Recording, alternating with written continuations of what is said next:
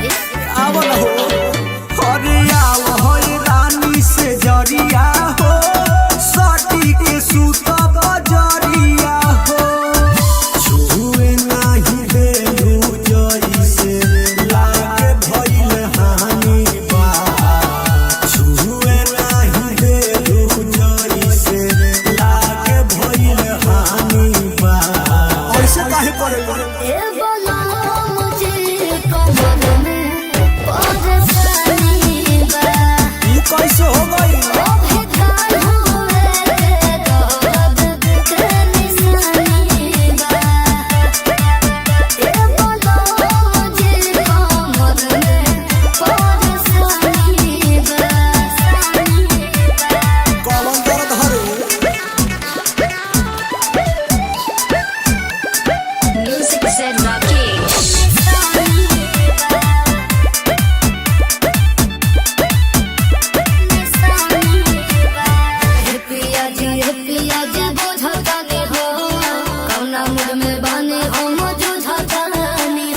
बुझतू तो सकतू ना फरका कहे बन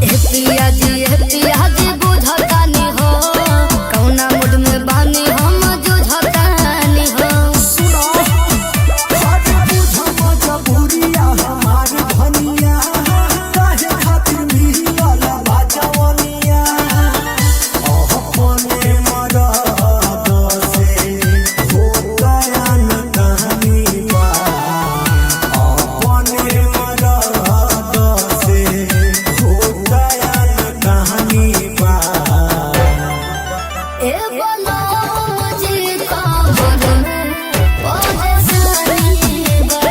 काहे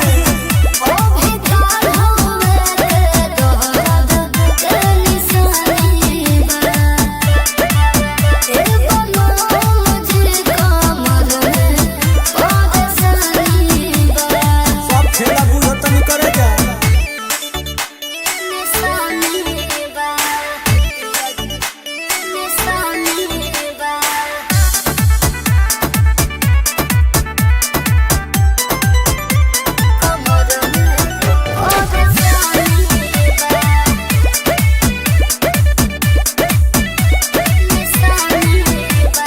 जानो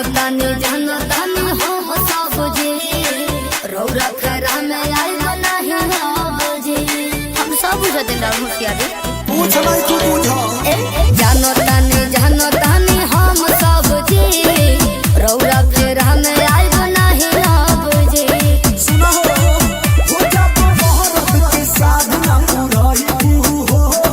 बोला वैसन बेबी कहई तू हो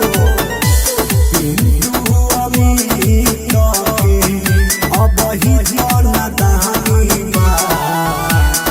तुझे डरा के सके